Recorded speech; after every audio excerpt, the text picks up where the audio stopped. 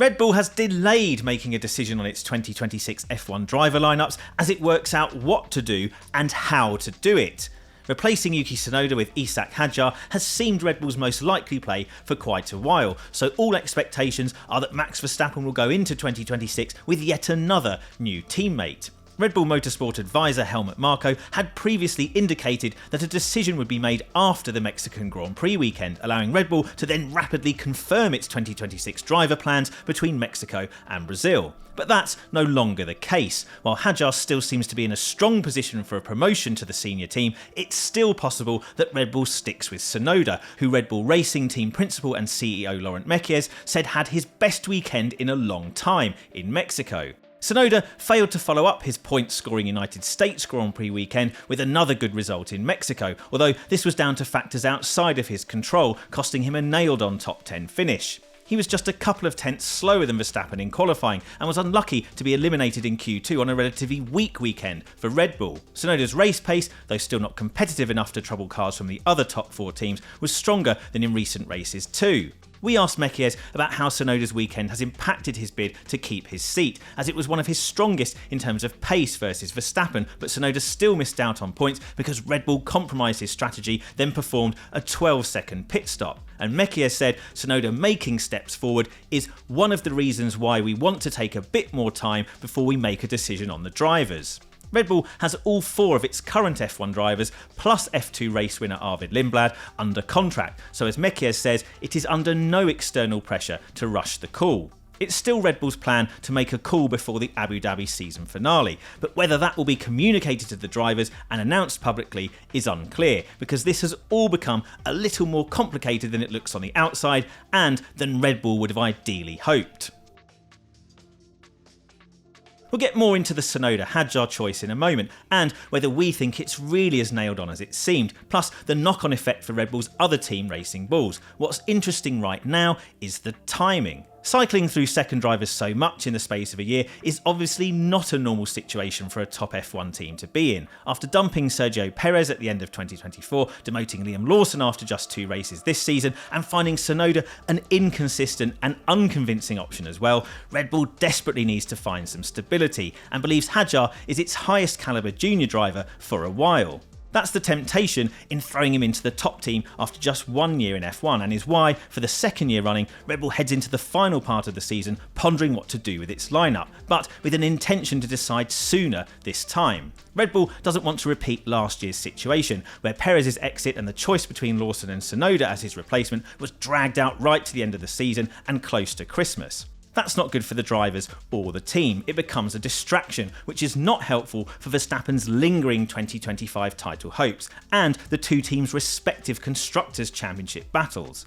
But announcing planned driver changes could also destabilise the teams going into a crucial final run of races. It could distract from what Red Bull wants to be the focus with Verstappen, but could also impact any of the drivers involved. Tsunoda's performances have been patchy. Can Red Bull expect a fully switched on, top of his game Tsunoda for the run-in if he knows he's being axed? If he's dropped, but there's still a chance of a Racing Bull seat, might he overdrive, trying to prove himself? The same could go for Liam Lawson at Racing Bulls, and maybe even Hadjar. If his Red Bull Racing promotion is 100% locked in, there's a small chance Hadjar could end up going through the motions. Although, to be fair, Hadjar sounds genuinely keen to see 2025 out on a high and help secure Racing Bulls 6th in the Constructors' Championship.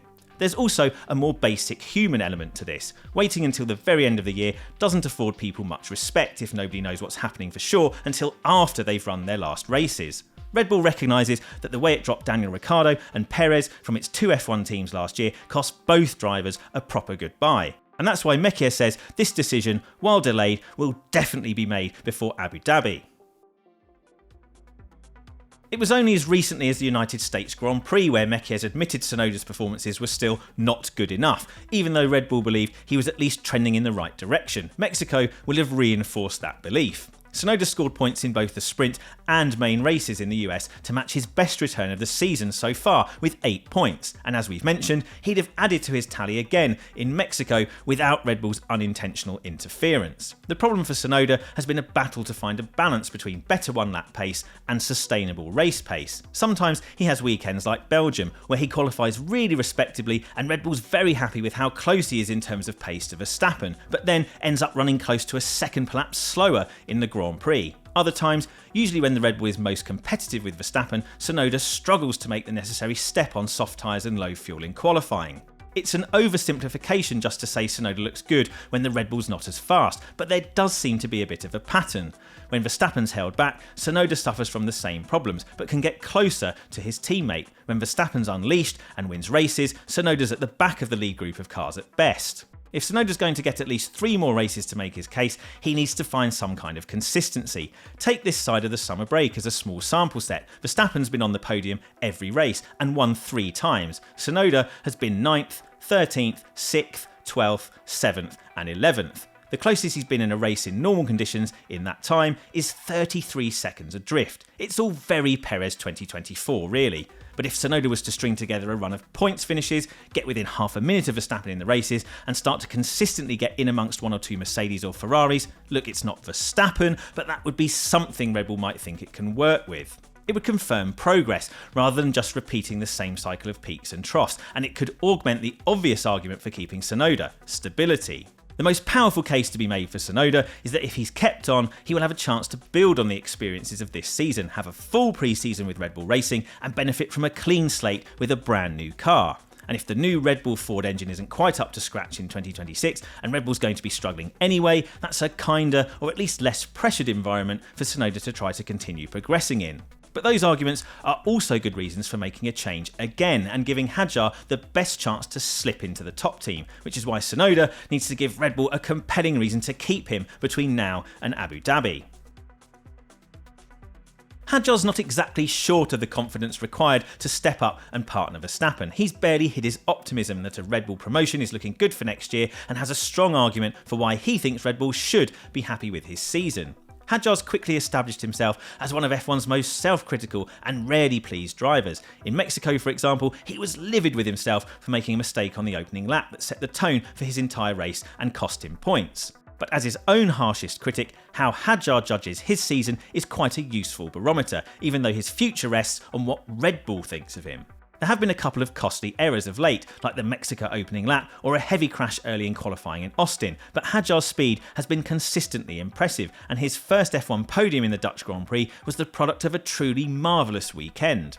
Hadjar's actually surprised himself with how on it he's been this year, and to paraphrase him, if Hadjar is fine with his season, then Red Bull should be as well. Still, it's perhaps not quite the 100% done deal some believe it to be, although the more uncertain part of the equation seems to be the knock-on effects. While Tsunoda may soon be out of time to secure the Red Bull seat, it is possible he will stay on the grid. Red Bull may promote Arvid Lindblad to a Racing Bull seat next year, although that is not yet confirmed. Lindblad's rookie F2 season has been a race-winning one, and he impressed Red Bull with a rapid and professional FP1 appearance in Verstappen's car in Mexico, but he's also had some incidents in F2 and is only 18 years old. There's an option for Red Bull to return the Racing Bulls lineup to Tsunoda and Lawson, who were teammates in the final part of 2024. The two drivers have a frosty relationship though, and the most likely scenario is still that Red Bull picks one of Tsunoda or Lawson to partner Lindblad to give the team an experienced lead driver and help Lindblad develop. Ultimately, both Tsunoda and Lawson have been promoted to the senior team and failed to convince Red Bull, so their prospects are likely to be limited whatever happens, with Hadjar and Lindblad considered much more serious future prospects. It's just a case of deciding who ends up where, and when exactly to make that call.